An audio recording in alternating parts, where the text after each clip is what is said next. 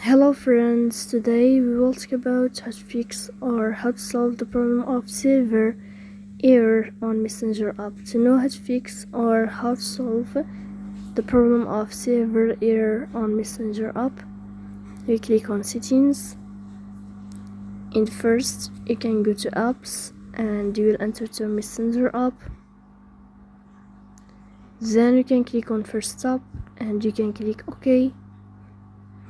Here we'll enter to the window of storage. Then you can click clear cache. Don't click clear data because that can delete your account. In the end, you can turn off your phone and you can wait a moment to turn on your phone again.